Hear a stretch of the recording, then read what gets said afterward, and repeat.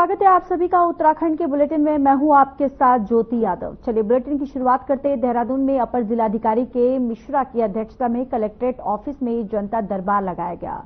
ADM ने जानकारी देते हुए बताया कि अधिकतर शिकायतें अतिक्रमण, जमीनी विवाद, सोशल सर्विस, शिक्षा, समाज कल्याण जैसी समस्याएं प्रकाश में आई हैं, जिनमें से अधिकतर शिकायतों का त्वरित निवारण कर दिया गया है, जबकि बाकी समस्याओं का निवारण जल्द किया जाएगा। एडीएम ने कहा कि जो भी जनता की समस्याएं सामने आती है उन्हें तत्काल प्रभाव से वहां उपस्थित विभागीय अधिकारी को सौंप दी जाती है। हमारा प्रयास यही है कि सरकार की जो सुविधाएं हैं उनका लाभ जनता को मिल सके।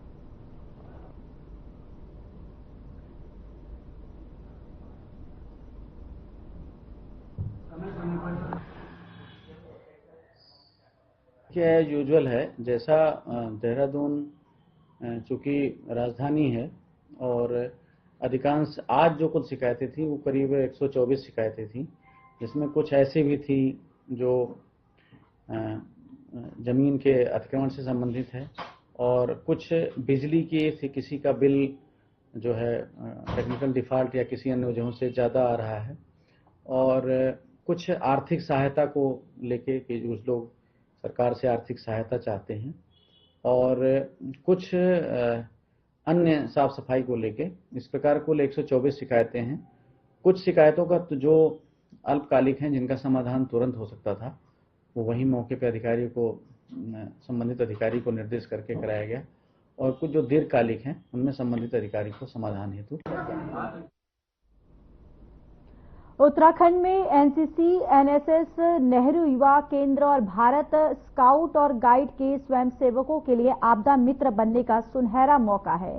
राष्ट्रीय आपदा प्रबंधन प्राधिकरण, गृह मंत्रालय, भारत सरकार की महत्वाकांक्षी युवा आपदा मित्र परियोजना के तहत उत्तराखंड में 4310 स्वयंसेवकों को आपदाओं का सामना करने में सक्षम और फर्स्ट रिस्पॉन्डर के रूप में दक्ष बनाया जाएगा। तो वहीं सचिव आपदा प्रबंधन और पुनर्वास विनोद कुमार सुमन ने इस योजना को लागू किए जाने को लेकर चारों युवा संगठनों के पदाधिकारियों और यूएसडीएमए के अधिकारियों के साथ बैठक कर जरूरी दिशा निर्देश दिए।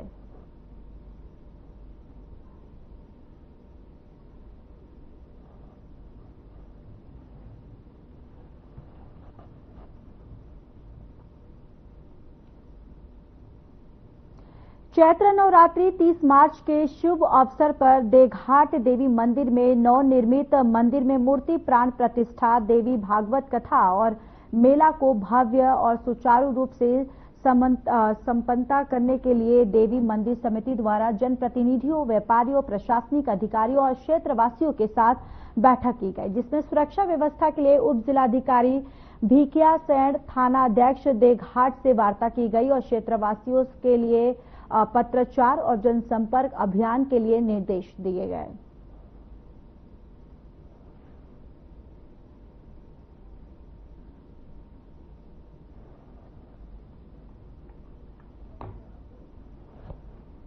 तो देखिए यहां पर आपको बताते चले कि ये खबर हम आपको बता रहे हैं, जहां पर 30 मार्च को प्राण प्रतिष्ठा होगी और जिसको लेकर यहां पर तैयारियां जो है वो जोरों शोरों से कर दी गई है। और देवघाट देवी मंदिर में दरअसल ये प्राण प्रतिष्ठा होगी, जिसको लेकर देखिए अब पूरे ग्रामीण जो है वो पूरी तरह से तैयारियों में, जो प्राण प्रतिष्ठा की तैयारियां हैं उसमें जोरों शोरों से लग गए हैं और 30 मार्च को ये प्राण प्रतिष्ठा होने वाली है।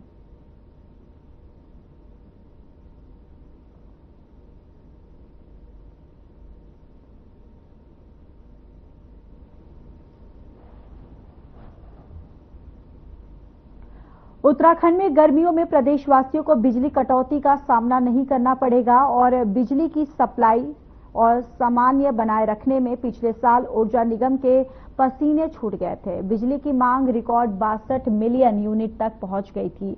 गर्मियों में बिजली की मांग उत्तराखंड में पिछले कुछ सालों में तेजी से बढ़ती जा रही है। 40 से लेकर 35 मिलियन यूनिट तक समिति रहने वाली बिजली की मांग पिछले 62 मिलियन यूनिट के करीब पहुंच गई थी। उत्तराखंड को ऊर्जा प्रदेश बनाने की दिशा में तेजी से काम किया जा रहा है।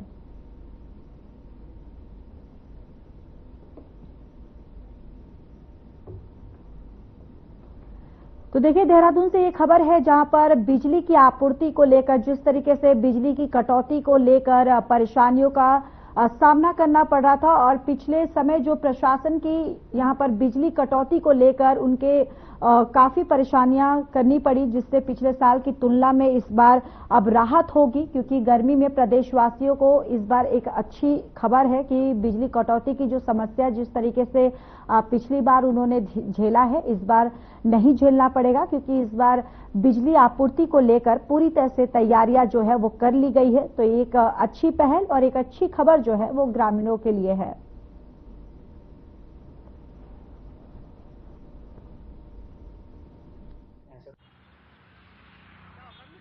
बिजली की कटौती हो जाती है। आपको मालूम होना चाहिए कि पिछले वर्ष पूरे राष्ट्र में बिजली की शॉर्टेज रही, लेकिन उत्तराखंड एक ऐसा एकमात्र स्टेट रहा जिसमें कि एक भी घंटे के लिए भी विद्युत की रोस्टिंग नहीं करनी पड़ी है।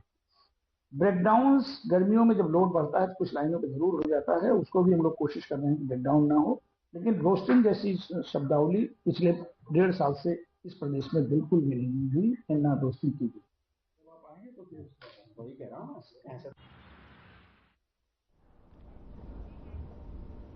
नगर निगम देहरादून निगम क्षेत्र के अंतर्गत सभी चौक चौराहा और गलियों में सीसीटीवी कैमरे लगाने जा रहे हैं, जहां मेयर सौरभ थपलियाल ने बताया कि निगम की ओर से शहर में बढ़ते अपराध और महिलाओं की सुरक्षा को ध्यान में रखते हुए तीसरी आंख की मदद ली जाएगी। इसके लिए उन्होंने अधिकारियों को निर्देशित भी कर दिया है। तो देखिए, नगर निगम देहरादून की तरफ से एक बड़ी पहल देखने को मिली है, जहां पर अब बढ़ते अपराधों को रोकने के लिए सभी चौराहों पर सीसीटीवी जो है वो एक भारी मात्रा में अब लगाए जा रहे, ताकि कहीं पे भी अपराध जो हो उस पे एक अंकुश लगाया जा सके और सीसीटीवी के माध्यम से उस अपराध की छानबीन जो है उसमें एक कहीं ना कहीं पुलिस को सहूलियत मिल जाएगी। और देखिए, अब ये तीसरी आंख यानी कि सीसीटीवी जो है एक भारी मात्रा में यहाँ जो सारे चौराहे हैं वहां पे लगाए जा रहे हैं, जहां पर एक नगर निगम की एक अच्छी पहल जो है वो देखने को मिली है और कहीं ना कहीं अब एक अपराध पे भी कहीं ना कहीं एक अंकुश जो है वो लगेगा।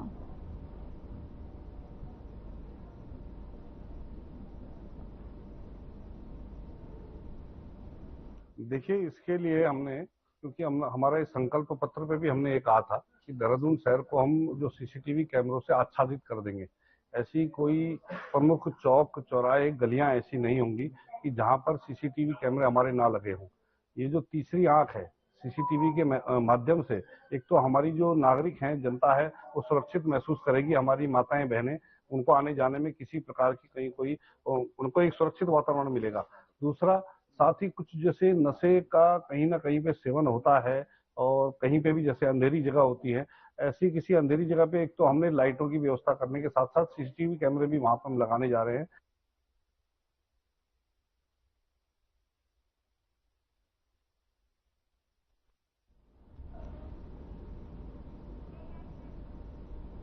कोटद्वार में सुखरो नदी में खनन पट्टे की आड़ में हो रहे अवैध खनन को जिलाधिकारी पौड़ी ने गंभीरता से लिया है और सुखरो नदी में सूरज निकलने से पहले ही खनन पट्टा धारक अवैध खनन करवा रहा था, जिसका वीडियो सोशल मीडिया में वायरल भी हुआ था। डीएम पौड़ी ने इस पूरे मामले में सख्ती दिखाते हुए इसके जांच के निर्देश जारी कर संबंधित पट्टा धारक के खिलाफ कार्रवाई के निर्देश दे दिए हैं। तो पौड़ी से ये खबर आप तक पहुंचा रहे हैं, जहां पर अवैध खनन को लेकर एक बड़ी कार्रवाई जो है वो सामने आई है। और देखिए, ये अवैध खनन का वीडियो जो है सोशल मीडिया पर काफी वायरल हो रहा है, जहां पौड़ी में किस तरीके से धड़ल्ले से यहां पर अवैध खनन जो है वो देखने को मिल रहा है। अब जिसको लेकर डीएम जो है वो भी पूरी तरह से एक्शन मोड में नजर आ रहे, ताकि इस अवैध खनन की जांच पड़ताल हो सके और जो ये अवैध खनन कर रहा है उस पर सख्त से सख्त कार्रवाई जो है वो की जाए।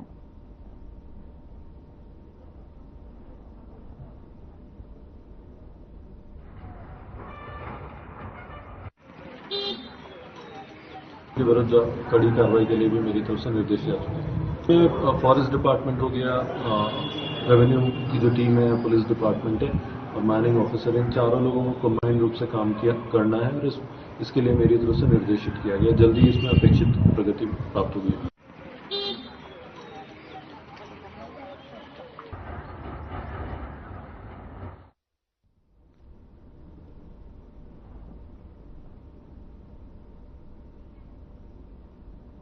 मंगलौर में बिना रजिस्ट्रेशन के चल रहे मदरसों पर प्रशासन ने बड़ी कार्रवाई की है। मंगलौर में प्रशासन ने कार्रवाई करते हुए 4 मदरसों को सील कर दिया है। तो वहीं उत्तराखंड में अवैध मदरसों पर कार्रवाई की जा रही है। खास तौर पर उन तमाम मदरसों को बंद करवाया जा रहा है जो बिना परमिशन या बिना मान्यता के संचालित किए जा रहे हैं। इसी क्रम में जिलाधिकारी के निर्देश पर जिला अल्पसंख्यक अधिकारी, प्रशासन और पुलिस की टीम के साथ मंगलौर पहुंचकर 4 मदरसों को सील कर दिया गया।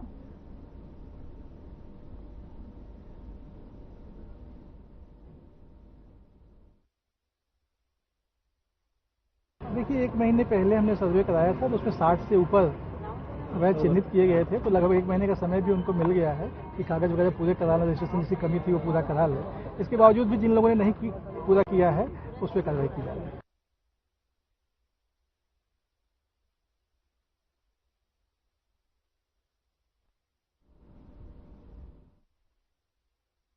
देखिए, 1 महीने पहले हमने सर्वे कराया था तो उसमें 60 से ऊपर अवैध चिन्हित किए गए थे।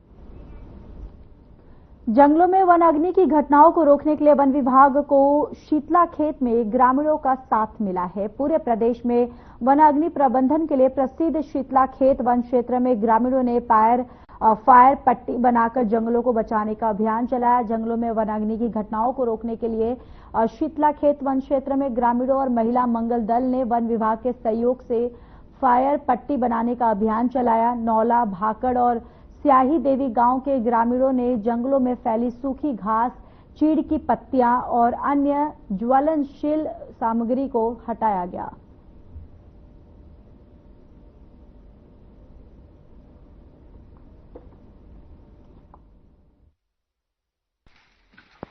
देखिए, शीतला खेत में आपने देखा कि हमने पूरे प्रदेश के लोगों को बुलाया था। पिछले 1.5 महीने इसके रिगार्डिंग ट्रेनिंग हुई, लोगों को एक्सपोजर विजिट कराया गया और ये अपने अपने जिलों में जाके इसका जो शीतला खेत मॉडल है उसको अपने स्तर से भी विस्तार कर रहे हैं। इसके साथ साथ जो शीतला खेत मॉडल के साथ जितने भी गांव जुड़े हुए हैं, महिलाएं जुड़ी हुई हैं, वो फायर पट्टी की कटान शुरू किया गया है। 23 मतलब पिछले संडे की बात करें 23 मार्च को तो आईटीबीपी के भी कुछ जवान आए थे और उनके साथ मिलकर विस्तृत स्तर पे इनके द्वारा फायर कटिंग की गई है। जो भी वहाँ की महिलाएं हैं गाँव के, जो आपने नाम जिक्र किया, और ये फायर लाइनें जो कट की जानी है इसको और अलग अलग रेंजों में भी कराया जाएगा। वो भी लोकल जो सदस्य हैं, महिलाएं हैं, उन्हीं के माध्यम से कराया जाएगा।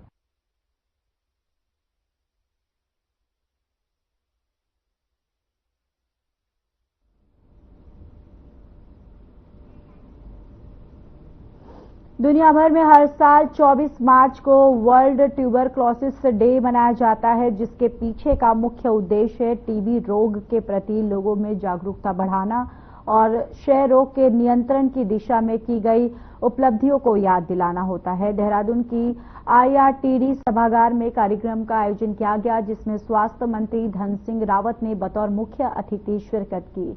इस दौरान प्रदेश को टीबी मुक्त बनाने में योगदान दे रहे लोगों को सम्मानित भी किया गया। जहां टीबी दिवस मौके मंत्री धन सिंह रावत ने कहा कि 2025 का पूरे देश को टीबी मुक्त बनाने का लक्ष्य रखा गया है, जिसको देखते हुए उत्तराखंड में राज्यपाल, मुख्यमंत्री और जितने भी प्रतिनिधि सामाजिक संगठन के हैं, उन्होंने एक टीबी के मरीज गोद ले लिए हैं।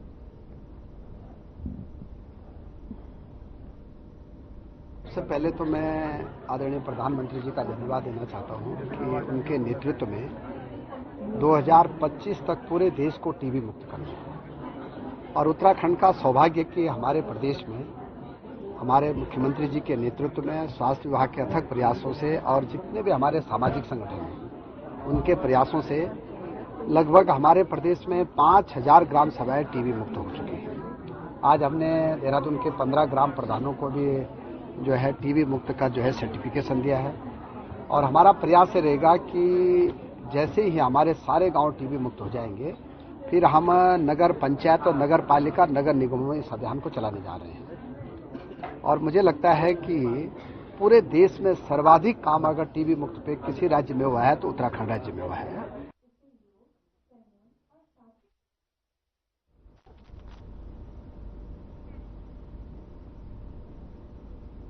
हरिद्वार में अवैध मदरसों पर धामी सरकार की कार्रवाई जारी है। सिडकुल थाना क्षेत्र के नवोदय नगर में प्रशासन की रेड पड़ी है, जहां पुलिस फोर्स और प्रशासनिक अधिकारियों ने मोर्चा संभाला। अवैध निर्माण और बिना अनुमति संचालित मदरसों पर शिकंजा कसा गया, जहां पुलिस दस्तावेजों की गहन जांच कर रहे हैं। तो वहीं मुख्यमंत्री धामी ने सख्त संदेश दिया है कि अवैध को छोड़ेंगे नहीं और वैध को छेड़ेंगे नहीं, और साथ ही प्रशासन ने स्थानीय लोगों से शांति बनाए रखने की अपील की है।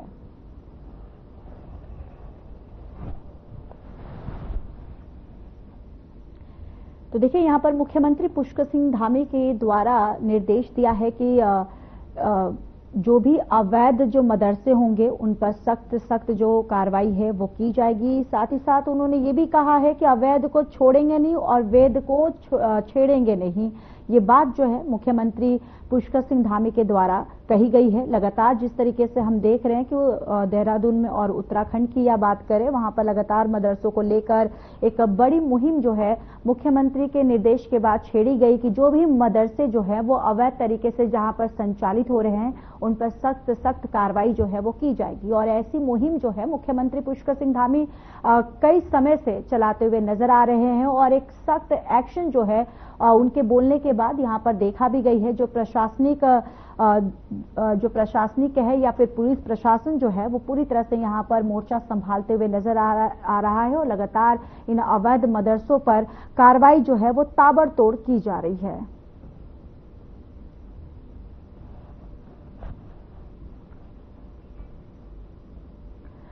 उत्तराखंड में महिला अत्याचार और दुष्कर्म को लेकर महिला कांग्रेस कल मुख्यमंत्री आवास कूच करेगी, जहां महिला कांग्रेस प्रदेश अध्यक्ष ज्योति रौतेला के नेतृत्व में यह प्रदर्शन होगा और लगभग 400 महिलाएं इसमें शामिल होंगी। सरकार की नाकामी की वजह से प्रदेश में महिला दुष्कर्म, अत्याचार और बलात्कार की घटनाएं बढ़ रही हैं। महिलाओं को आरक्षण भी राज्य में कम दिया गया है। अपराधियों में पुलिस का खौफ बिल्कुल नहीं है। आज प्रदेश भर में महिलाएं बिल्कुल भी सुरक्षित नहीं है। महिलाओं के साथ उत्पीड़न के मामले भी लगातार बढ़ रहे हैं, लेकिन सरकार इन घटनाओं को रोकने के लिए कोई ठोस कदम नहीं उठा रही है।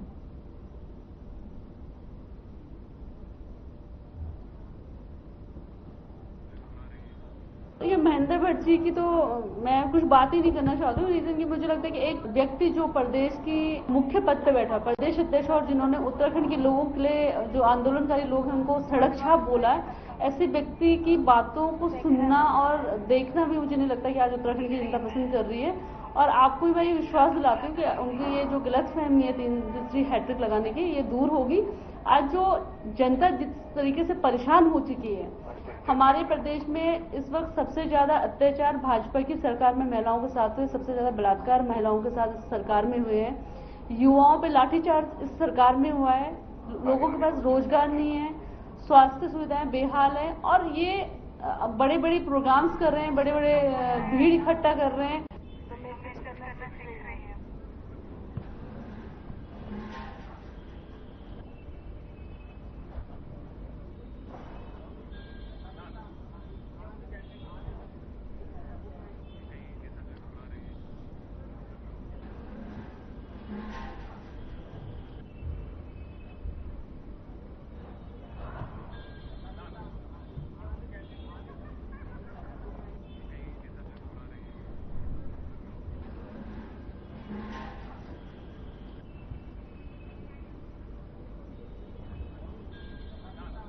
तो उत्तराखंड महिला कांग्रेस का एक्शन, जहां पर सीएम आवास का कूच करेंगी, तो यहां पर कांग्रेस प्रदेश अध्यक्ष के नेतृत्व में होगा प्रदर्शन।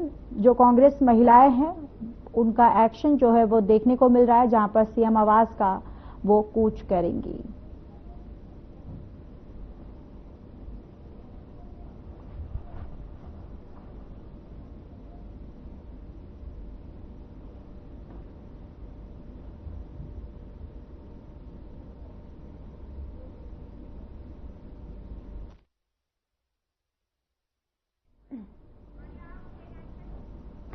सरकार के 3 साल के कार्यकाल उपलक्ष्य में रुद्रपुर में धामी सरकार के 3 साल बेमिसाल कार्यक्रम के तहत सेवा, सुशासन और विकास कार्यक्रम आयोजित किया गया। इस दौरान सीएम पुष्कर सिंह धामी ने कार्यक्रम में शिरकत करते हुए हजारों लोगों को संबोधित किया। इस दौरान कार्यक्रम स्थल में लोगों को सरकार की योजनाओं के बारे में जागरूक करने के लिए तमाम विभागों के स्टॉल भी लगाए गए। इस दौरान सीएम धामी ने नगर निगम द्वारा तैयार किए गए वेडिंग जोन की दुकानों का शुभारंभ करते हुए व्यापारियों को चाबी उनको सौंपी है।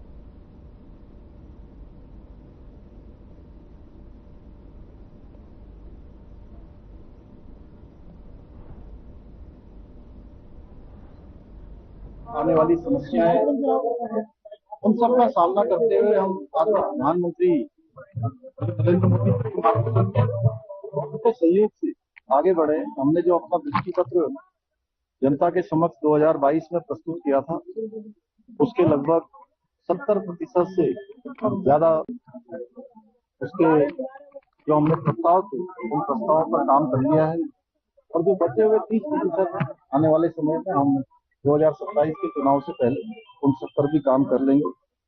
राज्य का समेकित रूप से विकास हो, एक कोने से लेकर दूसरे कोने तक हर जनपद, हर ब्लॉक, हर ग्राम सभा समान रूप से आगे बढ़े।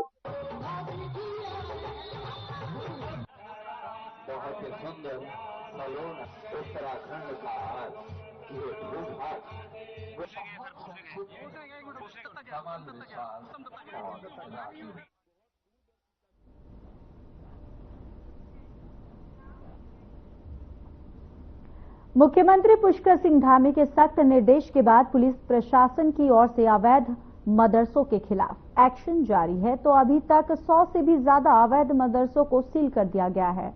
वहीं अवैध मदरसों के साथ ही सरकारी जमीन पर अतिक्रमण बनाई गई मजारों पर भी प्रशासन की पैनी नजर बनी हुई है। इसको लेकर एक बार फिर मुख्यमंत्री ने अतिक्रमण करने वालों को चेताया है और उन्होंने कहा कि अवैध अतिक्रमण, अवैध मजारों को भी सबको वैध रूप से लाया जाएगा और जब तक ये अतिक्रमण पूरी तरीके से नहीं हटेगा तब तक ये अभियान जारी रहेगा। ये काम केवल शुरू होने के लिए नहीं बल्कि पूरी तरीके से साफ सफाई करने के लिए है।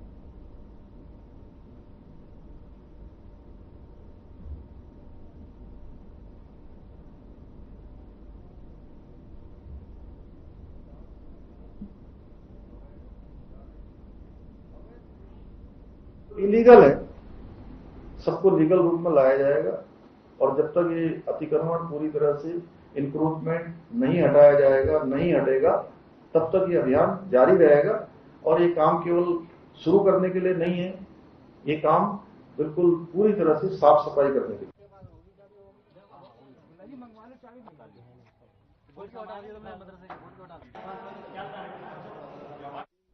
मुख्यमंत्री पुष्कर सिंह धामी ने एसडीजी और अचीवर अवार्ड समारोह में 3 व्यक्तियों, 9 संस्थानों और 4 औद्योगिक प्रतिष्ठानों को एसडीजी अचीवर अवार्ड से सम्मानित किया। पिछले वर्ष के एसडीजी अवार्ड से पुरस्कृत व्यक्तियों और संस्थानों द्वारा की जा रही अभिनव पहलों की पुस्तक अग्रगामी 2.0 और इंडेक्स में उत्तराखंड लोकार्पण को भी इस अवसर पर मुख्यमंत्री ने किया है और उनके द्वारा आपको बताते चले कि 2023 से 24 के लिए जारी जनपदवार एसडीजी रैंकिंग में नैनीताल जनपद में प्रथम स्थान, देहरादून दूसरे और उत्तरकाशी तीसरे स्थान रहे। तीनों जनपदों के मुख्य विकास अधिकारी को मुख्यमंत्री द्वारा सम्मानित किया गया। मुख्यमंत्री ने विभिन्न क्षेत्रों में नवाचार और उत्कृष्ट कार्य करने वाले लोगों और संस्थानों को एसडीजी अचीवर्स अवार्ड से सम्मानित होने पर बधाई दी।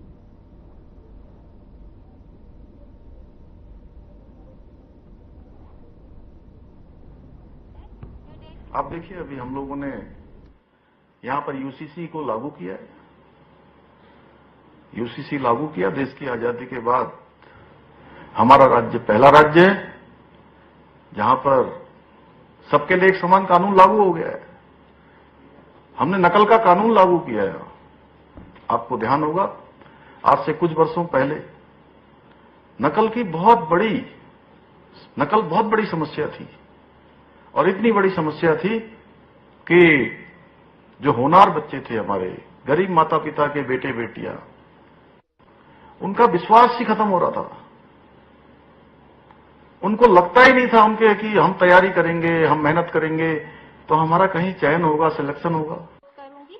जनपद देहरादून के सीडी जोरदार खुशहालियां मिलकर हम पूरी। फिलहाल इस बुलेटिन में इतना ही। बाकी देश और दुनिया की तमाम बड़ी खबरों के लिए जुड़े रहिए हमारे साथ। नमस्कार।